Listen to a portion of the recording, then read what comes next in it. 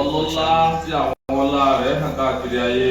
والعوائد الطيبة. Ọba yìí ni ọba àwọn ọba ọlọ́rẹ tí àwọn ọrẹ ńta rẹ̀ jẹ́ ọrẹ tó mọ́. الذي كفف عن عباده المودلات والشدائد. Ọba náà lọ́ba tí ń ṣe ní fúfúyẹ́ fún gbogbo àwọn ẹrú rẹ̀, gbogbo ọ̀ràn líle gbogbo Ọlọ́run bá ń gbé fúfúyẹ́ fún wa. قال هذا بما قيده لهم من أرزاق متنوعة وخيرات متتابعة. Ọba yìí ó ń ṣe bẹ́ẹ̀ pẹ̀lú àwọn ẹni rẹ̀, pẹ̀lú àwọn àsìkí oníranran tí Ọlọ́run ọba fi ń sọ gangan wọn àti àwọn oore lóríṣiríṣi tí ń tẹ̀léra wọn fún wa.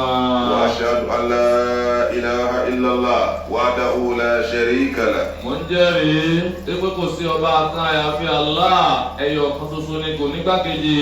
وأشهد أن محمدا عبده ورسوله. Mo sì ń jẹ́rìí wípé Muhammad ẹrú Ọlọ́run ni òjíṣẹ́ rẹ̀ sí ni. أجود بالخير من الريح المرسلة. Ẹni tí ń fi ń tọrẹ jùlọ tó tọrẹ ìtọrẹ ànábì ó kọjá ìtọrẹ tí ó yẹ àgbá ńlá atẹ́gùn máa tọrẹ. وصلى الله وسلم وبارك عليه وعلى آله وأصحابه الشاكرين لربهم والذاكرين له ومن تبعهم بإحسان إلى يوم الدين. أما بعد. Ìkẹ́ Ọlọ́run kó máa bá òun sí Ọlọ́run ànábì wa Muhammad, kí ìkẹ́ náà máa bá àwọn aráalé rẹ̀, kó máa bá àwọn sàábé rẹ̀, àwọn tó jẹ́ wípé wọn a máa rántí Ọlọ́run, wọn a máa dákọ̀ Ọlọ́run lóòrèkóòrè, wọn a sì máa yìn Ọlọ́run, wọn a máa dúpẹ́ fún un, àti gbogbo àwọn tí wọ́n bá tún tẹ̀lé ìlànà wa títí dijọ́ ẹ̀san. يا إخوة الإيمان والهدى. Ẹ̀yin ọmọ ìyá mi nínú gbàgbọ́, ẹ̀yin ọmọ ìyá mi lójú ọ̀nà. اعلموا أن الإسلام دين يأمر بالمعروف لما فيه من منافع عديدة لصاحبه. Ẹ lọ́ọ́ mọ̀lámọ̀ dájú wípé Islam ẹ̀sìn kan ni tí ń pa àwọn èèyàn láṣẹ láti máa ṣe dáadáa, nítorí wípé àwọn àǹfààní pọ̀ lára dáadáa ṣíṣe fún ẹni tí wọ́n ń ṣe dáadáa. ولما ينتفع به انتفاعا لا حد له. Àti látara àwọn oníranran oore tí ó máa jáde fún ẹni tí bá ń ṣe dáadáa yìí, lẹ́gbẹ́ àwọn oore àwọn àtibọ̀tán tí máa jáde lára dáadáa ṣíṣe yìí, àwọn oore tí máa jáde ń bẹ pọ̀ tí ò lóǹkà tí ò ní. ومن الخيرات التي أمر الله سبحانه وتعالى بها الصدقات. Nínú àwọn iṣẹ́ rí, nínú àwọn dáadáa tí Ọlọ́run bá pàṣẹ fún àwọn ẹ̀dá àwọn ẹrú rẹ̀ pé a gbọ́dọ̀ máa ṣe, òun náà ní ìtọrẹ àánú. وفي هذه الصدقة مؤونة للمحتاجين. Látara ìmáa tọrẹ àánú yìí, ìrànlọ́wọ́ ní yóò máa jẹ́ fún gbogbo àwọn tí wọ́n ní bùkátà. وبها يتقرب العبد إلى مولاه العظيم بتفريج كربات المحرومين. Látara ìmáa tọrẹ àánú, ó ní ọmọnìyàn fi máa súnmọ́ Ọlọ́run ọba rẹ̀, nítorí wípé àwọn tó tọrẹ àánú fún yìí, àwọn tí wọ́n ní ṣòro, àwọn tí wọ́n wà nínú ìdánwò, nínú àdánwò, tóun wá tọrẹ àánú fún wọn tó fi ṣàánú wọn, wọn ó máa tara dáadáa tó ṣe yìí, ó máa tara ìsúnmọ́ Ọlọ́run. وهي من أدنى الوسائل وأطيبها لإرساء جذور المحبة والمودة في المجتمع بين الفقراء والأغنياء. Ìtọrẹ àánú ó jẹ́ kan nínú àwọn ìpìlẹ̀, ó jẹ́ ìkan nínú àwọn gbòǹgbò tí máa ń jẹ́ kí ìfẹ́, tí máa ń jẹ́ kí ìṣepọ̀ kó wà láàrin àwọn tálíkà àti àwọn ọlọ́lá. وهي أيضا طريقة لا شك فيها لقمع عباد التصرفات الممقوتة بالمجتمع الإنساني من سرقة وقطع الطريق وغصب أموال الغير بغير الحق. Bákan náà, ìtọrẹ àánú ó jẹ́ irinṣẹ́ kan tá a lè lò láti fi lè gbé ìdẹ́kun, láti fi lè jẹ́ kí ìdẹ́kun ó wáyé fún gbogbo àwọn ìwàkiwà, gbogbo àwọn ìwà tí ò dáa nínú àwùjọ tá a bá fẹ́ kí àwọn ìwà yìí kó dópin. Nínú àwọn ìta lè ṣe òun náà ní ká máa tọrẹ àánú. Nínú àwọn ìwà tí ìtọrẹ àánú lè jẹ́ kó dópin nínú àwùjọ, òun náà ní ìwà olè jíjà, ìwà à ń dáná. Bá a bá ń tọrẹ àánú dáadáa, à ń jalè, à ń dáyàn lọ́nà, à ń gba owó olówó, à ń gba dúkìá onídúkìá, yóò dópin àbí kó tiẹ̀ fàsẹ́yìn dáadáa nínú àwùjọ. وهي تؤدي إلى شيوع مشاعر الأخوة والتعاون في المجتمع الواحد بشكل يضمن تماسكه وقوته. bákan náà ìtọrẹ àánú ìyẹn sàárà ṣíṣe ó jẹ́ kan nínú tí máa jẹ́ kí gbogbo àwùjọ gbogbo àwọn èèyàn kí wọ́n mọ̀ wípé ọmọ ìyá kan náà ni wá látara wípé ìmọ̀ abára ẹni ṣe ìṣúra ẹni pọ̀ yóò jẹ́ kó lágbára láàrin ẹni tá a tọrẹ àánú fún àtẹni tó tọrẹ àánú. ويمكن أن تكون الصدقة علانية بمعنى أن الشخص عندما يفعلها يعلن عنها أو يعرف الجميع بأمرها كالإنفاق في الجهاد في سبيل الله وغيره. bákan náà ó sì rọrùn ó dára ká náwó ká tọrẹ àánú ká wá jẹ́ kó jẹ́ níta gbangba kó sojú àwọn èèyàn gẹ́gẹ́ bí wípé ká náwó láti fi jagun sójú ọ̀nà tọlọ́run àti irú ìran owó mìíràn ká jẹ́ kó hàn sí àwọn èèyàn kó máa jẹ́ tẹ́lẹ̀ kálukú náà ó rí wípé àsúdá ká máa tọrẹ àánú àsúdá ká sì náwó fẹ́sìn. وكالذي ننفقه في المناسبات الإسلامية المتنوعة. bákan náà gẹ́gẹ́ bí irú àwọn ìnáwó èyí tí a máa ná nínú àwọn ìpèdè ẹ̀sìn tí wọ́n bá pè wá gẹ́gẹ́ bí a ń ṣe kómọ bí a ń ṣe wàlímà àti gbogbo àwọn ìnáwó àwọn òde tó jẹ́ òde ẹ̀sìn àwọn owó tá a máa ná bẹ́ẹ̀ ni owó tó jẹ́ owó gbangba nù ni ó dáa. بشرط ألا يكون في قلب صاحبها المن والرياء. ṣùgbọ́n ẹni tí ń náwó ní ìta gbangba yìí ó gbúdọ̀ jẹ́ gbúdọ̀ sọ́ra ẹ̀mí rẹ̀ ò gbúdọ̀ máa lọ síbi wípé òun ó fi owó tóun ná yìí òun ó fi ṣèrègùn fẹ́ni tóun náwó fún òun kò sì gbúdọ̀ náwó yẹn nínáwó pé mo fẹ́ káwọn èèyàn ó mọ̀ mo fẹ́ káwọn èèyàn ó rí mi kí wọ́n lè mọ̀ wípé Ọlọ́run ṣe mí lóore ká lè mọ̀ wípé àwa ju àwọn lọ kò gbúdọ̀ sínú ẹ̀mí ẹ̀. وكذلك يمكن أن تكون صدقة سرية بحيث لا يعلم بها إلا الله سبحانه وتعالى والمحتاج ولا يعلم المحتاج نفسه مصدرها. قال تعالى إن تبدوا صدقاتكم فنعم هي وإن تكفوها وتؤتوها الفقراء فهو خير لكم ويكفر عنكم سيئاتكم والله بما تعملون خبير. bó ṣe dáa bó ṣe rọrùn tó jẹ́ pé ó ní ládàá ká náwó ní ìta gbangba káwọn èèyàn ó rí wípé lágbájá ló náwó yìí lágbájá ló ṣe dáadáa yìí bákan náà ó tún dáa ó tún ní ládàá kéèyàn ó náwó ní ìpamọ́ tó jẹ́ wípé ẹnìkankan ò ní rí náà rí owó tá a ná yìí ẹnìkankan ò ní mọ bówó náà ti jẹ́ àfi ìwọ tó náwó àtẹnitọ́ fún kọ́dà àtúnlẹ̀ náwó tá a tọ́jú ẹ̀ pamọ́ sí déédéé wípé ẹni tá a fún lówó yìí kò ní máa pàtó ta ló fún un gan-an irú ìnáwó bẹ́ẹ̀ náà ní ládá nínú gbọ́dọ̀ Ọlọ́run ọba ń sọ fún anú Al-Qur'ani ni Ọlọ́run níbẹ̀ bá fi sàárà yín owó tẹ ẹ ná fẹ́sìn tẹ ẹ ná fún èèyàn tẹ ẹ bá fi hàn Ọlọ́run ní máa ń dà láwùjọ kẹsì bẹ́ẹ̀ bá sì tún fi pamọ́ bẹ́ẹ̀ jẹ́ kẹ́nìkan kan ó mọ̀ sí i àfẹ̀yìn nìkan tẹ́ ẹ náwó bẹ́ẹ̀ jẹ́ kẹ́ni tẹ́ ẹ fún lówó náà ó mà pẹ́yìn lẹ́kún tẹ́ ní ẹrú Ọlọ́run kan ló lè fún ọ Ọlọ́run ní ó mà dáa bẹ́ẹ̀ bá náwó owó yìí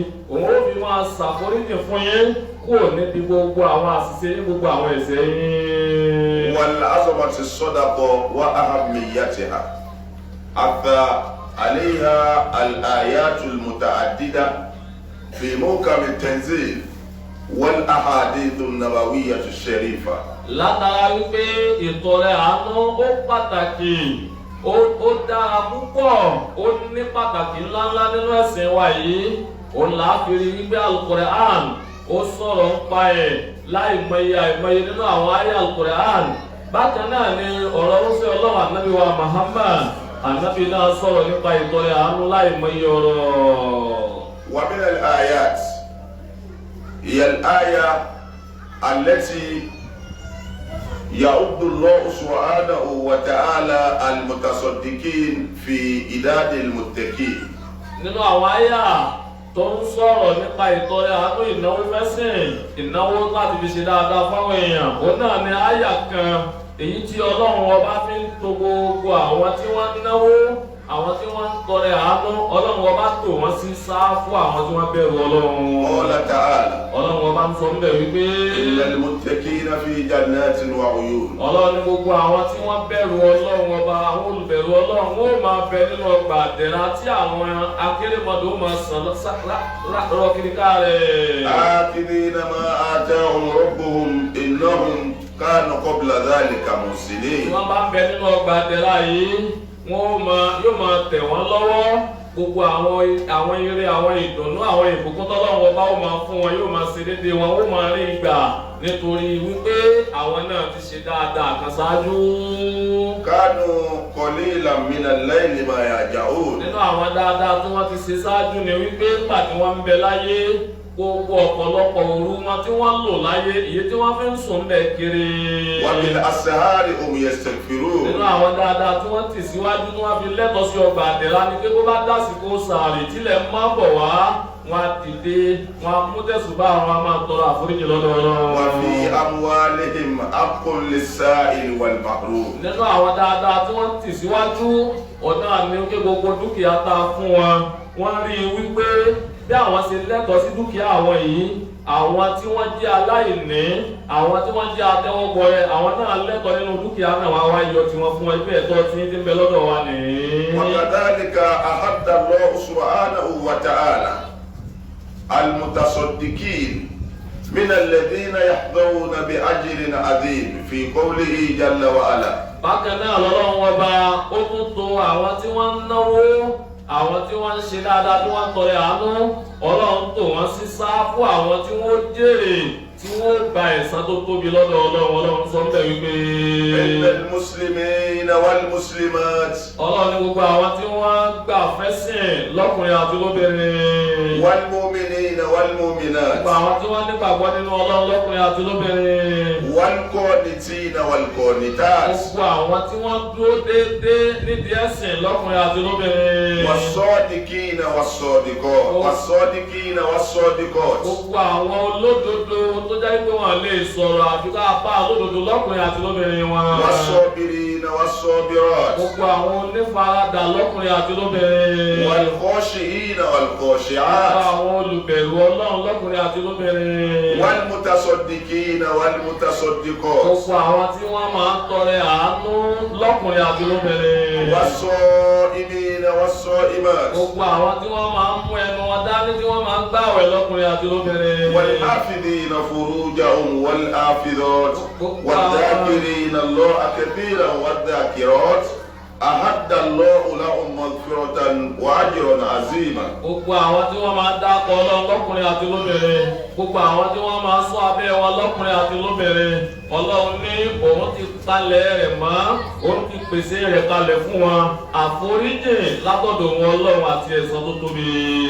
wa fil Qur'ani ayatun adida ta'uthu ala sadaqa. àìmọye àwọn àyà nínú Al-Qur'an tí ò ló ń kà ó ní ń sọ fún wa wípé ẹ̀yin èèyàn ẹgbẹ̀rún ẹ máa tọrẹ àánú. wa min al-ahadith qawlu an-nabi sallallahu alayhi wa sallam ma min yawmin yusbihu fihi al-ibad illa wa yunadi malakan Allahumma ati munfiqan kalafan wa ati mumsikan talafan. nínú àwọn ọ̀rọ̀ ń ṣe ọlọ́wọ́ Ànábì wa Muhammad tẹ́ ń sọ tí ń pa wá nímọ̀ràn wípé a máa tọrẹ àánú ni òun náà lọ̀rọ̀ tó ń ṣe ọlọ́run sọ wípé kò sílẹ̀ ọjọ́ kan tí ó máa láyé àfi kí àwọn màláíkà méjì kan kí wọ́n ó máa ṣàdúrà kí wọ́n máa lọ́gun nílẹ̀ bá ti lè mọ́ àwọn màláíkà méjì yìí wọ́n lọ́gun níjọ́ náà kí wọ́n á lè lọ́gun tí wọ́n máa lọ́gun wọn á kọjú sọ́lọ́ wípé ọlọ́run o gbogbo ẹni tí máa ń tọrẹ àánú tí máa ń ṣèyàn láàánú gbẹ́ni tí máa ń náwó ọlọ́run máa bá wa dá àdápadà olóore fún láìmọye àìmọye gbogbo ẹni tí máa wá di ọwọ́ rẹ̀ sísìn wípé owó yìí kọ́bọ̀ kò ní bọ́lẹ̀ ń bẹ̀bẹ̀ nìkan ọlọ́run in tó ní lọ́wọ́ tó lérò pé kò ní bọ́lẹ̀ fẹ́ nìkan ọlọ́run bá wa parẹ́ máa lọ́rọ́. wa qawluhu sallallahu alayhi wa sallam fi bayan فضل المتصدق على المتصدق عليه اليد العليا خير من اليد السفلى. nínú ìtàn náà tún ní ọ̀rọ̀ tí Ànábì wa Muhammad èyí tẹ́ ń sọ bẹ́ẹ̀ tí fẹ́ ń ṣàlàyé pé ọlá tí ẹni tí máa tọrẹ àánú tó ní àtìkò tó ní tó fi ju ẹni tí ń ṣètọrẹ àánú fún lọ. Òun náà ni ọ̀rọ̀ tá Ànábì sọ wípé ọwọ́ tí ń bẹ lókè ó dára ju ọwọ́ tí ń bẹ nísàlẹ̀ lọ. Wakadhalika qawluhu sallallahu alayhi wa sallam. Bákan náà ni ọ̀rọ̀ tá Ànábì wa Muhammad tó sọ lọ́rọ̀ rẹ̀ pé annal mutasaddiqa sadaqatan jariyah yazidu ajruhu yawman ba'da yawm walaw asbaha fi turabi rabima. Ànábì ní gbogbo ẹni yòówù tó bá ṣe sàárà ní sàárà tí ò lópin, ẹni tó bá ṣe sọ́dákọ́tùn járíà, ìyẹn sàárà tó jẹ́ wípé sàárà yẹn ò ní dúró tí ó máa lọ gbére, sàárà tí ò ní dúró, ẹni tó bá ṣe irú sàárà bẹ́ẹ̀ yóò máa gba ládàá sàárà tó ṣe yẹn. ka'afril bir. Lápẹẹrẹ bíi kéèyàn ó gbẹ́ kànga àbí kéèyàn ó gbẹ́ bọ́ọ̀rù, wípé bọ́ọ̀rù yìí mo sì ṣe sàárà fáwọn èèyàn kí wọ́n máa mú mi bẹ́ẹ̀. Bíi kéèyàn ó gbin igi kíkì yẹn ó máa ṣe so káwọn èèyàn máa jẹ́ nítorí tọ́lọ́run. wal musharaka fi bina'il masajid. Bíi kéèyàn ó kọ́ ilé Ọlọ́run, kéèyàn ó kọ́ mọ́sálásí, pé òun nìkan dáa kọ́ ni àbó náà dá sí ìkọ́ mọ́sálásí tí wọ́n kọ́ bí sìmẹ́ǹtì ló rà, bí búlọ́ọ̀kù ló rà, bí irin ló fún wa ń bẹ̀. Kókó náà dá sí irú àwọn wọ̀nyí ni à ń pè ní sọ́dákọ́tùn járíà, yẹn sàárà tí ó máa lọ gbére. Gbogbo ẹni tó bá ṣe irú sàárà báyìí, Ànábì ní ládàá rẹ̀ yóò máa bá ẹni yẹn títí láéláé.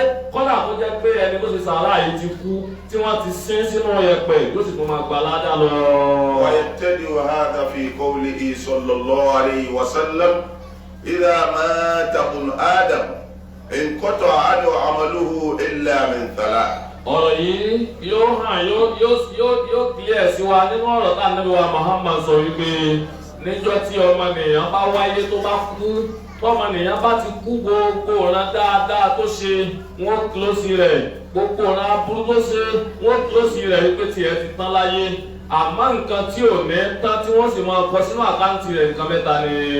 Sadaqatun jariyah. Àkọ́kọ́ nínú nǹkan tí ò ní tán fún ọmọnìyàn láyé òun náà ni sàárà tó bá ṣe kalẹ̀ tó jẹ́ sàárà tí ó máa wúlò fáwọn èèyàn. aw ilmin yuntafa'u bihi. Ẹlẹ́ẹ̀kejì tí ó máa gba ládàá rẹ̀ òun náà ni ìmọ̀ tó bá fi kọ́ àwọn èèyàn táwọn èèyàn sì ń jàǹfààní mímọ̀ náà. aw waladin salihin yad'u lahu. Ẹlẹ́ẹ̀kẹta òun náà ni ọmọ rẹ̀ tọmọnìyàn bá fi kalẹ̀ tọmọ yẹn wá ń ṣàdúrà fẹ́ni tó bí òun ní gbogbo gbà. hadha qalilun maysur من الكثير المحصور في أحاديث الرسول صلى الله عليه وسلم التي تؤث الأمة على الصدقة. Eléyìí tá a wí nínú ọ̀rọ̀ sí Ọlọ́run Ànábì wa Muhammad yìí, ìwọ̀nba díẹ̀ ní tásìkò gbà wá mọ́ láti rí mú wá nínú àwọn òbítíbitì ọ̀rọ̀ tá Ànábì wa Muhammad sọ lórí wípé ẹ máa tọrẹ àánú, ẹ máa ṣe sàárà, ẹ jẹ́ káwọn èèyàn tara yín jàǹfààní. ولسلفنا الصالح أقوال كثيرة يشجعون بها الأمة على الصدقة. Àwọn aṣáájú wa nínú ẹ̀sìn tàná tìjẹta, wọ́n ní àwọn ọ̀rọ̀ olówó iyebíye, àwọn àlùlù ọ̀rọ̀ tí wọ́n sọ. Ó jẹ́ pé àwọn ọ̀rọ̀ yìí ń jẹ́ méríyá, ń jẹ́ ìsinilákin fún gbogbo àwa mùsùlùmí wípé ìwọ náà gbọ́dọ̀ gbìyànjú kọ ikọ̀ sí sàárà ọ̀tàwọn èèyàn lọ́rẹ́. قال علي رضي الله عنه.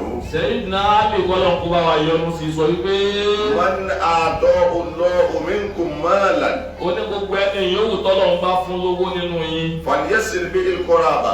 kó gbìyànjú kó lo owó yìí láti fi ṣe dáadáa sí àwọn tí wọ́n súnmọ́. وليوصل فيه الضيافة. Bákan náà kó lo owó tọ́lọ́run fún yìí kó fi ṣe àwọn èèyàn lálejò dáadáa, kó gbọ́ àwọn àlejò tí wọ́n bá ti ń bá a, kó jẹ́ kí wọ́n jàǹfààní pé Ọlọ́run ṣe òun lórí, Ọlọ́run fún un lówó. وليفك به العالي العسير وابن السبيل والمساكين والفقراء والمجاهدين. Gbogbo ẹni tọ́lọ́run bá fún lówó kó lo owó tọ́lọ́run fún yìí kó fi ká ìnira kó fún ẹni tára ní, kó fi ṣe dáadáa fún ẹni tí ó ń lọ ìrìn àjò tọ́nà pé má tí ò lówó tí ò fi débi tí ń lọ, kó fi ṣe dáadáa fún gbogbo àwọn aláìní, kó fi ṣe dáadáa fún gbogbo àwọn atẹ́wọ́gbọrẹ, gbogbo àwọn tí wọ́n fẹ́ jagun ẹ̀sìn, gbogbo àwọn tí wọ́n fẹ́ ṣiṣẹ́ ẹ̀sìn gbogbo ẹni tó fẹ́ kọ́ ọmọ ní iṣẹ́ ẹ̀sìn ló fẹ́ ṣe kó lò láti fi ṣe dáadáa fún wọn ìpèsè lè dé lọ fẹ́ kọ́ tí ọ ní ìdí tó ọmọ fi ti ṣe ọlọ́wọ́ ọba látara ìkọ́ ọmọ ní wà bí ìpè ní sẹ́sìn ni òun ní kó lò láti ṣe dáadáa fún wọn. wà ní yẹ́sùpẹ̀rẹ̀ àfihì aládùn ìbà.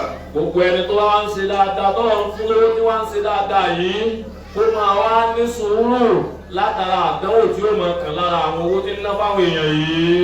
ìnáwó kọ̀díyẹ́nukọ ẹ̀ńdàlmùtàsọ̀dàkẹ́ àlẹ́ mọ́lá yorùdùn kúlùbà fa'alayhi an yasbira ala hadhihi al-alati al-mamquta. ẹni tọ́lọ̀ ń fún lówó tí láwọn ń bá ní kó máa náwó yìí pé kó náwó rẹ̀ kó fi ṣe dáadáa fáwọn èèyàn kó fi tú ìnira kó lára ẹni tá a ní kó fi fún àwọn èèyàn lọ́wọ́ irú ẹni bẹ́ẹ̀ tí bá wá náwó yìí ẹ̀tún sọ fún wípé kó ní sùúrù o torí báwọn ti náwó fún yìí ó ṣeéṣe kó máa bá ìbàjẹ́ pàdé lọ́dọ̀ wọn ó ṣeéṣe kó máa bá aburú pàdé lọ́dọ̀ wọn kó má wàá pinnu pé tọ́ nígbà tí mo ti ń ṣe àwọn èèyàn lóore tí wọn àwa fi ire san mí yìí èmi náà ò ní sóore má kó má ṣe bẹ́ẹ̀. wakadhalika qad yanzilu alayhi bala wa huwa yatasaddaq bikathir fala yazunnanna fi qalbihi anna alladhi sabbaba lahu hadha al-bala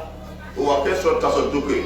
ó ṣeé ṣe pẹ́ẹ́ni tẹ́ ń náwó fẹ́ sìn ẹni tẹ́ ń fi owó rẹ̀ ṣàánú tẹ́ ń fi owó rẹ̀ tọ́jú àwọn èèyàn tẹ́bí ń ká ìnira kó fáwọn èèyàn ó léṣe kó náà máa ní ṣòro òun náà lè ládánwò kí ẹni bẹ́ẹ̀ má wá wo wípé ó dàbí pé àdánwò tóun rí yìí bóyá torí pé tọ̀rẹ́ àánú tóun ṣe báwọn èèyàn ti pọ̀jù ní tójú àánú bá ti pọ̀jù náà àwọn èèyàn máa ń fi bí san àbí àdánwò tóun rí látara dáadáa tóun ṣe tó ti pọ̀jù ní kó má ṣe bẹ́ẹ̀. fa inna bi hadhihi al-kisal yanalu karama dunya wa sharafa al-akhirah. Sayyidina Ali nítorí wípé pẹ̀lú ìwà yìí tí ẹni tí Ọlọ́run fún lówó tó bá nírú àwọn ìwà yìí yóò jẹ́ kó rí iyì láyé yìí yóò dẹni iyì lọ́tún lóṣèlú tí máa ń lé yóò máa báyìí pàdé tó bá tún wá dijọ́ àlìkìyámà yóò tún bá dọ́kù iyì pàdé lọ́dọ̀ Ọlọ́run.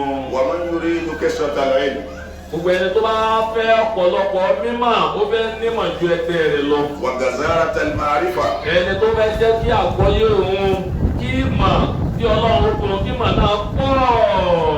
wa alayhi an yukthira as-sadaqa. nínú asibata ọkọtìdì. nínú ọ̀nà tó lè gbà láti fi lè wá ìbùkún Ọlọ́run lórí mímọ̀ òun náà ni kó jẹ́ kí sàárà ó pọ̀ dáadáa bó bá ti lágbára mọ́. kí ilẹ̀ Ibn Abbas radiyallahu anhu. torí pé wọ́n béèrè lọ́wọ́ Ibn Abbas kọ́lọ̀ kó bá yọrù sí wípé.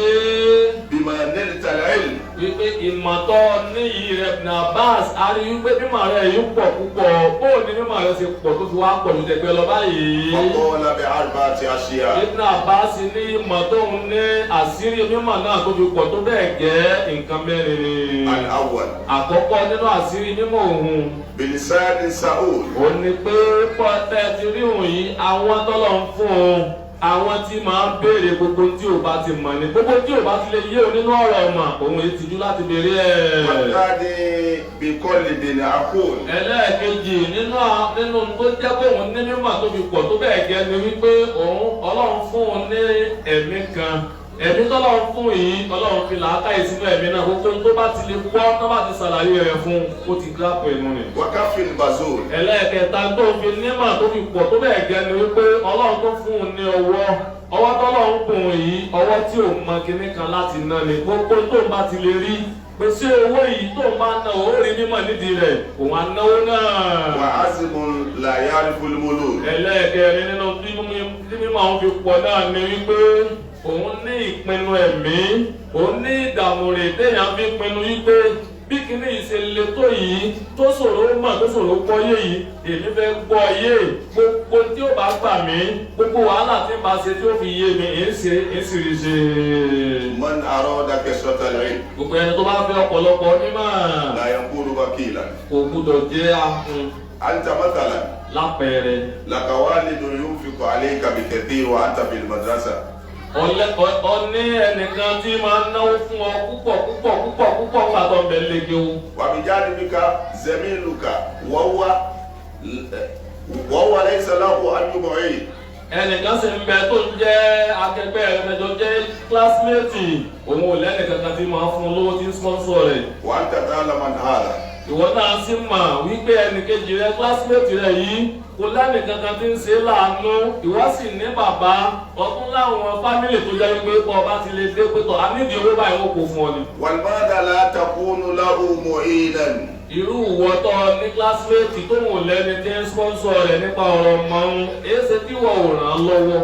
وفي ذلك أجر كبير. béèyàn bá ṣe bẹ́ẹ̀ ládá tó pọ̀ níbẹ̀ tí ó gbà lọ́dọ̀ Ọlọ́run. وكذلك أنت تحقق به ما لأجله أوتيت إلى المدرسة. látara irú ìtọ́rẹ àánú irú ìṣe àánú fẹ́ni tí ò lẹ́ni tí ń sponsor rẹ̀ yìí tí wọ́n bá wá ń ràn án lọ́wọ́ ìwọ náà ó tara rẹ̀ mú ẹni tí wọ́n torí ẹ̀ nípa wálé kéwú ìwọ náà ó tara ẹ̀ nímọ̀ náà tí ó pọ̀.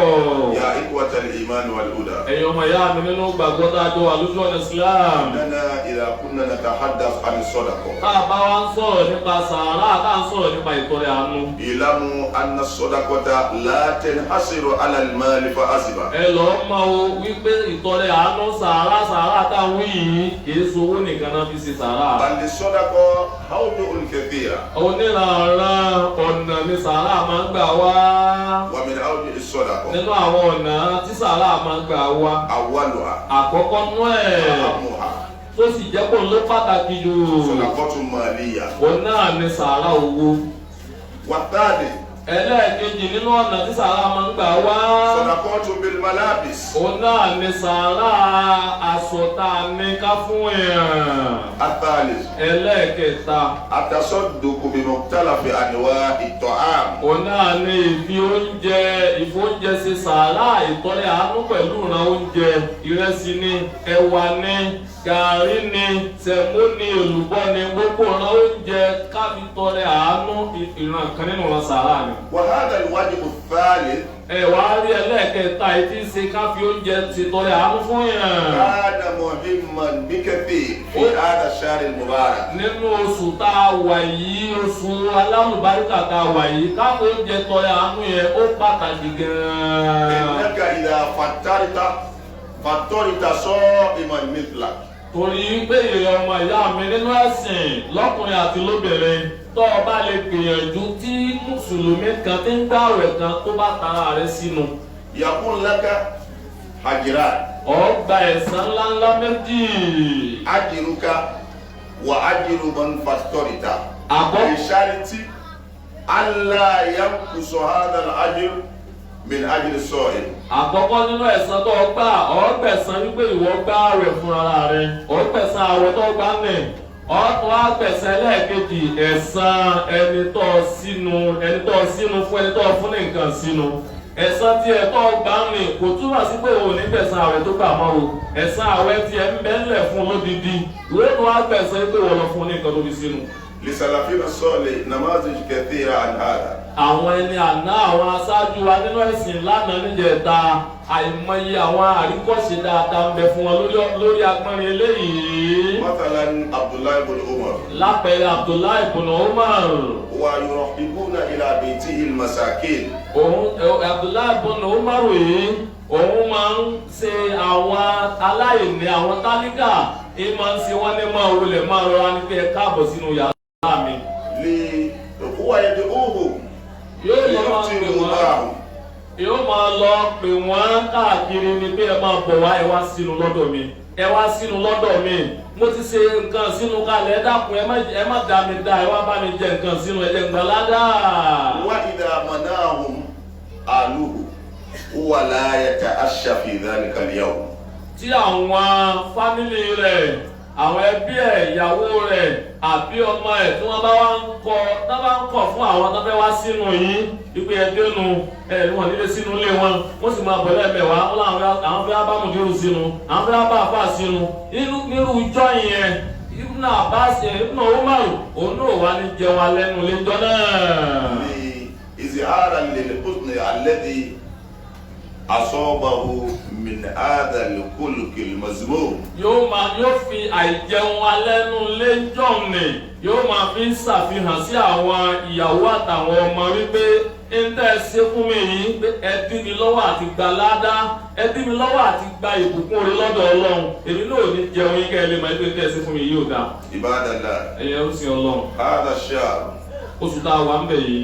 فرصة ذهبية لاغتنام المكاسب والأجور الكثيرة عند الله سبحانه وتعالى. oṣù tá a wà ń bẹ̀ yìí opportunity ńláńlá ni àǹfààní tó tóbi ni tí a lè fi kó ire tá a lè fi kó ládàá tá a lè fi kó ìbùkún tó pọ̀ lọ́dọ̀ Ọlọ́run. هناك في الخارج إخوانكم المسلمون لا يجدون ما يسعرون به فضلا مما يفطرون به. àwọn ọmọ ìyá ẹ̀yin mùsùlùmí tẹ́ ti jẹ ẹ̀rí sààrì jẹ ẹ̀rí sínú jẹ tẹ́ẹ̀bì jẹ sààrì àti sínú táwọn òbí parí ní mbẹ́lẹ́ yìí àwọn ọmọ ìyá ẹ̀yin kan bẹ́ ta wọn àárín tí wọ́n fi jẹ sààrì dẹ́kọ̀ ni wọ́n wà rí tí wọ́n fi sínú wọ́n bẹ́ ń tà ẹ̀yin náà mọ̀ ẹ̀ mọ̀sáìdì ibi tí wọ́n lè wà ẹ wá wọn lọ ẹ jẹ́ kí wọ́n jẹ sààrì lọ́dọ̀ yín ẹ fún wọn ní sààrì ẹ fún wọn ní sínú.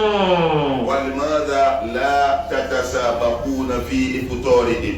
nígbà tẹ ẹ mọ̀ ká àwọn ọmọ ìyá ayé kan bẹ nínú ẹ̀sìn tí wọ́n rí bẹ́ẹ̀ kó jẹ́ pé àti jẹ sààrì àti sínú lè fún wa kí ló dé tẹ́ ẹ máa pàdé ń bẹ̀ kẹ́ ẹ máa pàdé ara yín gbá èmi mo ti kọ́kọ́ ní wá jẹ sààrì lọ́dọ̀ tèmi o ìwọ jẹ́ kí sààrì tiẹ̀ ó dọ̀la èmi mo kọ́kọ́ ní wá sí lọ́dọ̀ tèmi lénìí tí ó bá tiẹ̀ sí lọ́dọ̀ tiẹ̀ yóò dọ̀sẹ̀ tó ń bọ̀ èsì tẹ́ ẹ máa ṣe bẹ́ẹ̀. وقد تفتحون بإفطار المساكين الأبواب المغلقة من أبواب الخيرات التي كنتم ترجونها. ó ṣeé ṣe pẹ̀lú àwọn dáadáa pẹ̀lú àwọn ìsínilẹ́nu ìfúnni ní sáàrì tí a ń pè ní kálukú wá sí yìí ó ṣeé ṣe kẹ́ ẹ lo àǹfààní yìí kẹ́ ẹ fi sílẹ̀kùn oríire kẹ́ ẹ fi sílẹ̀kùn ìbùkún àdúrà tó ti ń ṣe láti jọ ìjọ ìpè Ọlọ́run ṣàánú mi Ọlọ́run bùkún mi Ọlọ́run yìí ń retí oore yìí àwọn oore tó ti ń retí tọ́lọ́run tilẹ̀kùn rẹ̀ tó ti fún ọ̀hún ìsínilẹ́nu ìfúnni ní sáàrì ó ṣeé ṣe kọ́lọ́run fi ṣe kí tó fi sílẹ̀kùn rẹ̀. كفى عيبا أن تكون مفطرا وحدك وأنت لا تراقب إلى بيتك هذا المساكين هذا جيرانك الذين لا يجدون ما يطعمون به أنفسهم وأهلهم. ó tó ní láì fi ó tó ní tí ò dáa tá a lè mọ kúyàn lé lórí kó jẹ́ wípé látijọ́ táwẹ̀ ti bẹ̀rẹ̀ yìí ìwọ nìkan náà ló ń dá sínú wa àtìyàwó rẹ àtọmọ rẹ ọtí rẹ nìkankan nínú àwọn alájọgbé rẹ ọtí rẹ nìkankan nínú àwọn tẹjọ wà níbi iṣẹ́ ọtí rẹ nìkankan náà àwọn tẹjọ wà ládùúgbò tọ́ fún ní sínú tọ́ fún ní sáàrì nínú àwọn tí wọ́n náà mọ̀ wípé kò rí tí ó fi jẹ sáàrì kò rí tí ó fi sínú yóò dẹ̀sẹ̀ máa wo kiri pé tọ́ níbo nínú wa gbà báyìí ní sínú ló fẹ́ tó yìí níbo ní lọ kí n fi rí sínú jẹ wọ́n sì ń dá sínú sí nínú yàrá rẹ̀ wọ́n ń dá sáàrì jẹ nínú yàrá rẹ̀ ó sì fún wọn láì fi ni. هذه الآلة كثيرة في بيئتنا. irú ìṣesí yìí ó pọ̀ púpọ̀ nínú environment tá a wà yìí. وإذا سافرتم إلى بلاد هوسا. ṣùgbọ́n bọ́lọ̀ bá kádàrá ẹni tó bá ṣèrìn àjò lọ sí ilẹ̀ haúsá nínú yín. تجدوا كيف يتسابق إخوانكم الهوسويون على إفطار الصائمين. ẹ rí bí àwọn ọmọ ìyá yín nínú ẹ̀sìn àwọn haúsá ẹ rí bí wọ́n ń ṣe ń ṣe alápàtètè lórí wípé ìsínú tí mo fẹ́ sínú yìí ọmọ ìyá mi nínú ẹ̀sìn kan ó sínú pẹ̀lú mi ẹ rí bí wọ́n ṣe máa gbé sínú káàkiri láàrin ara wọn pé yá máa bọ̀ wá ẹjẹ́ àjọ délé yìí eléyìí náà lè jọ jẹ́ ìdí ká fi sínú náà ni.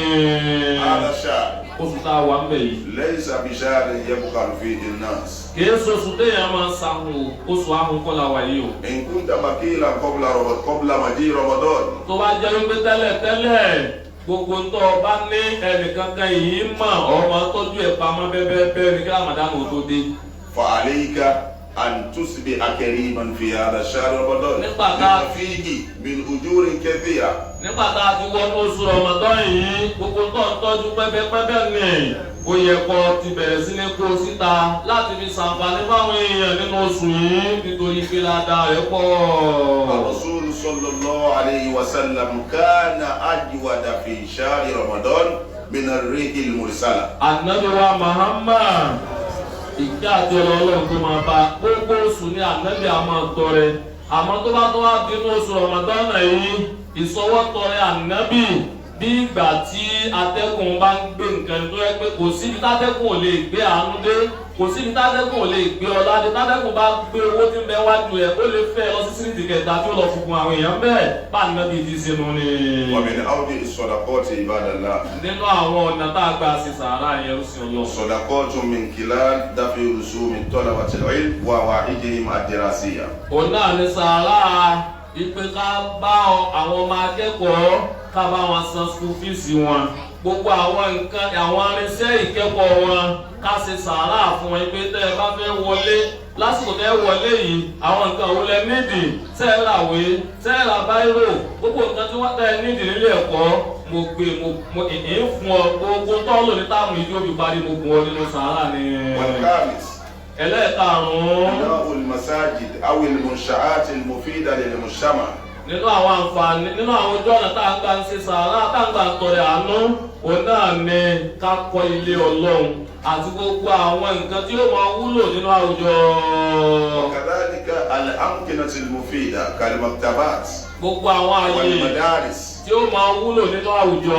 والمصنع. bíi ká kọ́ láìbírì. الذي يتعلم فيه الناس أنواع الصناعات. bíi ká kọ́lé ẹ̀kọ́ ká kọ́lé kéwú ká kọ́ skul bíi ká kọ́ ilé iṣẹ́ tó jẹ́ wípé àwọn èèyàn ó máa lọ ilé iṣẹ́ yìí wọ́n máa lọ kẹ́kọ̀ọ́ oríṣiríṣi gbogbo àwọn ìránṣẹ́ ọwọ́. وكذلك التصدق بالمواهب والمهارات والعلم والعمل. nínú àwọn ìran sàárà òun náà ní ká ṣe sàárà pẹ̀lú àwọn ẹ̀bùn tí ń bẹ lọ́dọ̀ wa àwọn ẹ̀bùn tọ́lọ́run ọba fún wa ẹni tọ́lọ́run fún lẹ́bùn làákàyè kó fi ṣe sàárà ẹni tọ́lọ́run fún lẹ́bùn mímọ̀ kó fi ṣe sàárà ẹni tọ́lọ́run fún ní ẹ̀bùn kámọ́ọ̀yàn kó fi ṣe sàárà kó pọ̀ lẹ́tì àwọn èèyàn wípé ṣé tó ń fẹ́ ni mo lẹ́ni tí mo lè tọ́ka rẹ sí sọ pé látọ̀dọ̀ mi sọ pé mo ní kọ́ wa bá gbé ọ nídìí nǹkan báyìí gbogbo àwọn nǹkan wọ̀nyí nínú ìran sàárà ni. هذه الأوجه جميعها التصدق بكلمة طيبة. gbogbo àwọn ọ̀nà tá a wá ń gbà ń ṣe sàárà tá a kà látàárọ̀ yìí sàárà tó kéré jùlọ tó súnmọ́ jùlọ tí ò sẹ́nì kankan tí ò yẹ kó má sí sàárà yìí òun náà ni sàárà ọ̀rọ̀ rẹ̀. اعلموا عباد الله ẹ̀yẹ́ ń sin Ọlọ́run. أن للصدقات فوائد كثيرة. ẹ lọ́ọ́ mọ̀ wípé àwọn sàárà àwọn wọ̀nyí wọn láwọn àǹfààní tó pọ̀. دفع المصائب والابتلاءات عن المتصدق وآله. nínú àwọn àǹfààní tí sàárà máa ń ṣe fún yàn ní gbogbo ẹni tí máa ń ṣe sàárà ó máa dáàbò bò nínú àwọn àdánwò gbogbo àwọn oríṣiríṣi àwọn ìpèníjà tó yẹ kó kọjú rẹ̀ tó yẹ kó dúró wájú rẹ̀ tí ó sì wàhálà kó torí ìborí sàárà ó máa ká kú fún un. ومنها حسن الخاتمة. nínú àwọn àǹfààní. لا يموت المتصدق على سوء الخاتمة. nínú àwọn àǹfààní tí sàárà máa ń ṣe fún ẹni tí máa ń ṣe sàárà òun náà ní pé ẹni tí máa ń ṣe sàárà máa ń láti bọ̀tán rí gbogbo ẹni tí máa ń ṣe sàárà ní láti bọ̀tán rẹ̀ kẹ́ ẹ máa wá káwọ́ mọ́ ní pé kí ló wá gbẹ̀yìn lágbájá yìí kò ní ṣẹlẹ̀. منها ما هو الخطايا وغفران الذنوب. nínú àwọn àǹfààní tí sàárà ní ó ní pé í máa ń pa gbogbo àwọn àṣìṣe àti àmàṣe ẹ̀ṣẹ̀ sàárà máa ń pa arẹ́fẹ́ni tí máa ń ṣe. الصدقة وسيلة لتطهير النفس وتهذيب الأخلاق. sàárà ṣíṣe ó jẹ́ àkàbà tá a máa ń gùn láti lè jẹ́ kí ẹ̀mí ọmọnìyàn ó mọ́ ìwà pálapàla tí ń bẹ lọ́wọ́ ọmọnìyàn téèyàn bá ń ṣe sàárà ó máa fọ ìwà pálapàla yẹn mọ́ kó lára ẹ̀. وغيرها من الفوائد. àti àìmọye àwọn àǹfààní tí ń bẹ fún sàárà ṣíṣe. ولأجل ما في الصدقة من جزالة الأجر ودقامتها. nítorí àwọn àǹfààní tó tóbi nítorí àwọn aládá tó pọ̀ tí ń bẹ fún sàárà ṣíṣe. اختارها الموت دون غيرها. òun ló fi fà á tó fi jẹ́ wípé òkú ó pàtàkì sàárà ni òkú fara mọ́ òun ló mú nínú gbogbo ọ̀nà dáadáa tí ń bẹ láyé. اختارها الموت دون غيرها لو أرجاه الله إلى الدنيا. tọ́lọ́ bá fún òkú tó ti kú tọ́lọ́ bá fún láǹfààní pé kó padà padà sáyé láti wá tún dáadáa kan ṣe ètò kó mú kó ń fẹ́ wá ṣe láyé kò náà ní kó ń fẹ́ wá tọrẹ àánú fẹ́ sí sàrà. nítorí pé ọlọ́run ọba ń sọ ní Al-Qur'ani wípé ọlọ́run ní ẹ̀yin èèyàn ẹ̀ ná nínú tá a fún yín kó tó dijọ́ tí kò dé.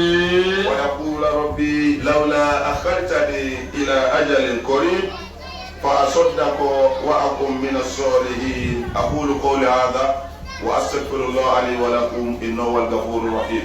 Níjọ́ tí kú bá dé òní lòkó máa wá ṣẹ̀ṣẹ̀ wá ké ká àbámọ̀ jẹ́ ike ọlọ́run tó bá lè fún mi láǹfààní wọ́n yà bí òjújọ́ kan lọ bí òjújọ́ méjì lọ tó bá tiẹ̀ lé tó ọ̀sẹ̀ kan tó bá fún mi kí n fi padà sáyé èé ṣe sàárà kí ó pọ̀ èé tọrẹ àánú èé ṣe dáadáa báwọn èèyàn jẹ́ káwọn èèyàn tara mi jàǹfààní ọ̀rọ̀ tí ń sọ yìí mo náà ní fi wá ọlọ́run bàtàlá foríjìn ọlọ́run foríjìn mi kó foríjìn ẹ̀yin náà gbogbo ẹni tó mà pẹ́ lẹ́sẹ̀ lòun tọrọ àforíjìn lọ́lọ́ọ̀lọ́ kó mọ́sá foríjìn wá. Alhamdulillah Rabbil alamin. Ọpẹ́ ni fún Ọlọ́run wa gbogbo àgbáńlá yìí. Wassalatu wassalamu ala sayyidina Muhammad. Ìkẹ́ Ọlọ́run kó máa bá aṣáájú wa Muhammad. Wa ala alihi wa sahbihi wa tabi'ina lahum ila akhir zaman wa ba'd. Ìkẹ́ náà kó bá wọn aráàlú àtàwọn sàábì àtúgbà àwọn tó bá tẹ̀lé wọn títí dìgbẹ̀yìn gbà. Ibadallah inna Allah ya'muru bil adli wal ihsan. Ọlọ́run ọba pa gbogbo ẹ̀yin mùsùlùmí ó pa yín láti ẹnu kẹsì nílí kẹsì sí dáadáa. Wa ita'idil qurba. Gbogbo àwọn tí wọ́n bá súnmọ́ yín lẹ́bí lára Ọlọ́run ní ẹ jẹ́ kí wọ́n jàǹfààní lára yín. Wa yanha 'anil fahsha'i wal munkar wal baghi. Ọlọ́run ọba kọ́ wípé ẹ gbọ́dọ̀ sọ̀rọ̀ kọ́rọ̀ ẹ gbọ́dọ̀ hùwà kúwà ẹ gbọ́dọ̀ dìtẹ̀ Ọlọ́run ti àwọn nǹkan wọ́n yìí sí wá àsìkò ìkẹlẹ̀ mọ́ rántí. Ọlọ́run ò lẹ́yìn bá tọ́ ti sàmànà wa tọ́ ti pé wá ní mùsùlùmí Ọlọ́run má jí ẹ̀mí wa kó ní ìsìlámù o. Oore àánú ìbùkún àtọ̀dọ̀ rẹ Ọlọ́run tó máa ń ṣe fún yàn nínú ẹ̀sìn Ọlọ́run má ṣàṣe fún wa. Gbogbo ọ̀nà oríire ayé Ọlọ́run má ṣàṣe fún wa. Tó bá ti jọ́ lè fi àmọ́ Ọlọ́run sí oríire àlùkí àmọ́ fún Ọlọ́run làwá sọ wa nídìí ìyá náà. Ọlọ́run bá ṣàlékún àforíjì àtìkẹ́ fún bàbá wa Muhammadu Sa'id Ibrahim gbogbo mùsùlùmí lọ́kùnrin lóbìnrin wọn ti kú Ọlọ́run bá wa foríjì wọn bá wa kẹ́ wọn. Ẹ̀yẹ ó sin Ọlọ́run ìdíje ẹja kí Ọlọ́run gbogbo àlẹ́ sí fún wa.